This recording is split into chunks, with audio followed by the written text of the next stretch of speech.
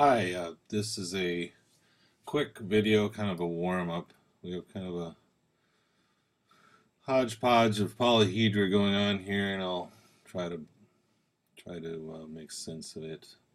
First of all, over on this side here, we have two icosahedra, and the smaller one we could say had edge 1, and the larger you could say has edge phi, so it's 1.618, so they're in the phi ratio to each other. That's maybe getting a little lazy as far as utilizing proper synergetics terminology, but just bear with me for the simple ratios. So in these two icosahedra, they're embedded about the same, they're about the same center point. You can see here that there's the center of both icosahedra, and these are the radii going out to the outer points, and you can see that this is the edge of the shorter icosahedron, this is the longer one, and I have a diagonal cutting across there. So that diagonal actually is cutting that tetrahedron into the start of a phi ratioed tetrahedron. I'm going to get rid of these icosahedron, and now I want to show, here's the surface of that icosahedron, and what's happened is it's been sliced in such a way that the portion that you see that is green and it has a blue underside, but it's this green right here, that is a sliver that is part of Steve Baer's E cell, and so that is it's a hard cell to decompose in what I usually use as T or E modular units, 1/20th of a rhombolic tricontahedron. So in this case, because it's so thin, it's so oblate, I guess, that you can use it as a doorstop or a shim, but it does have a way to rationally account for its volume, and that's kind of what I'm trying to show here, is that I've got these icosahedral spots where they're cut, and so that midsection is actually 1/6 of the overall E cell.